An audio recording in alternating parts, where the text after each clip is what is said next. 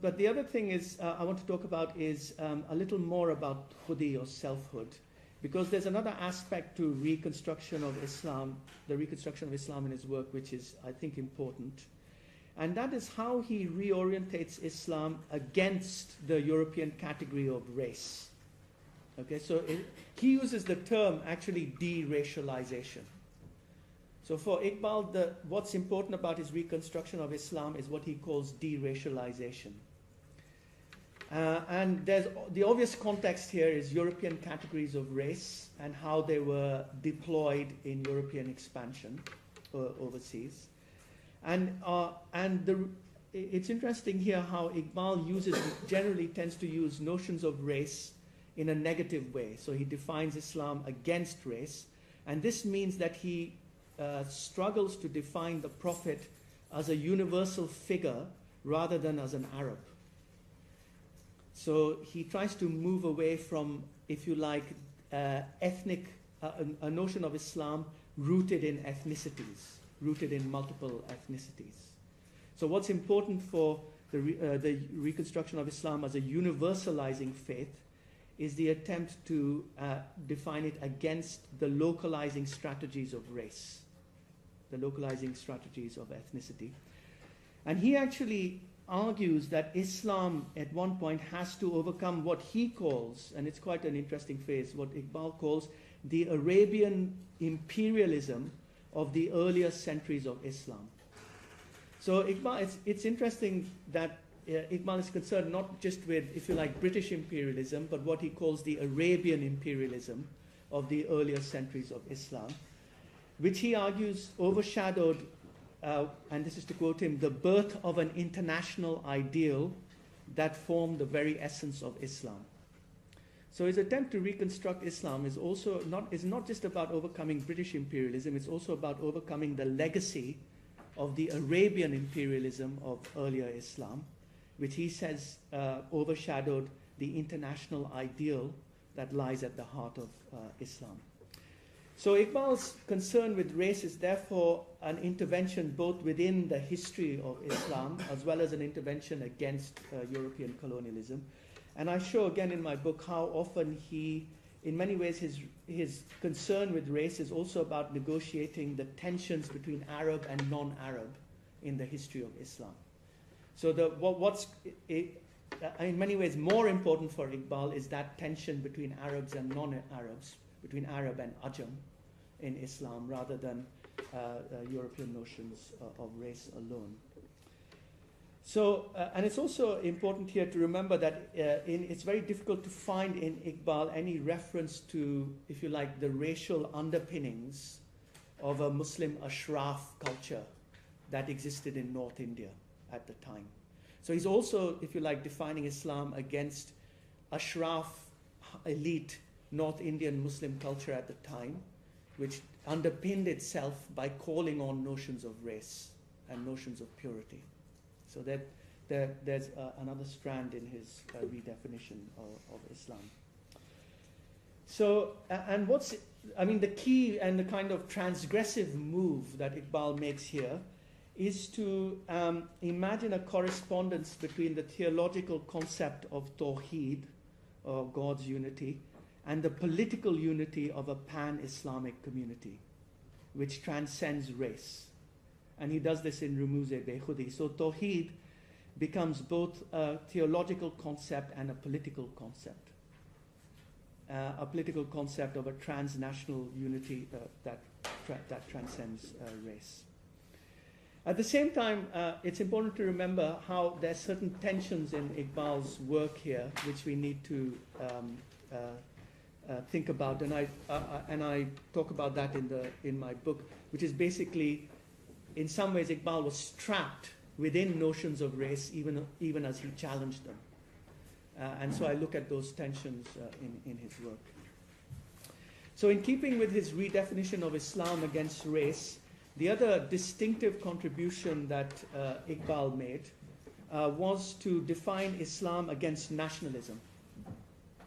And in a 1938 essay, he quite categorically stated, and I'll just read out the quotation here, I have been repudiating the concept of nationalism since the time it was not well known in India and the Muslim world.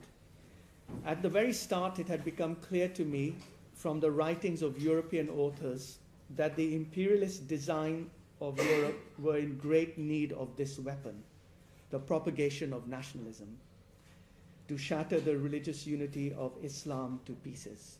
So for Iqbal's reconstruction of Islam, Islam is defined against nationalism because he sees nationalism as tied to imperialism, as in fact as a product of imperialism.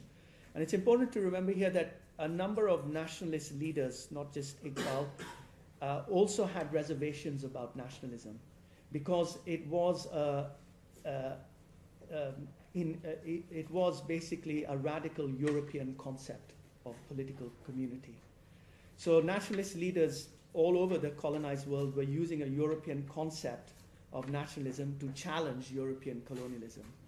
And they were aware of that contradiction. And Iqbal, and this is, that's the one general contradiction that Iqbal has to negotiate. But more importantly for Iqbal, and again I discuss this in detail in my book, is that what this means is that Iqbal has the very difficult task of bringing together pan-Islam and nationalism within the context of India to kind of demand for a separate space for Muslims in India. Okay, so the problem here is how does he bring together pan-Islam with nationalism to demand, if you like, a separate space for Muslims in India?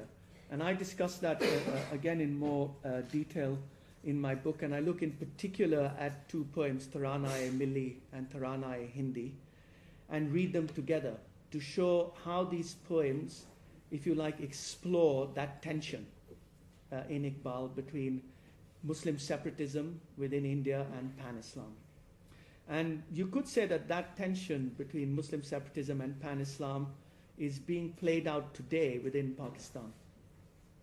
And that's something we could also think about. And I think that is and in my book again I show that how many tensions that produces and contradictions that produces in Iqbal's work, which we can talk about in the questions. So I want to end now. I've got about 10 minutes. Is that by just talking about Iqbal's modernist version of Islam and how it resonates, how it doesn't resonate with us today. So the first, his reconstruction of Islam is apparent in the development of metaphysics in Persia, which was published in 1908, and the reconstruction of religious thought in Islam, 1932. And there are a number of things that are important here. The first is that you could see these works as trying to decolonize a Eurocentric narrative of modernity. So that's the first kind of broad aim, that the attempt is to move away from a Eurocentric narrative of modernity. And also, it's important to see how Iqbal reworked Islamic Hellenism. In other words, the earlier reception of Greek works into Arabic from the 9th century onwards, to decolonize that narrative of modernity.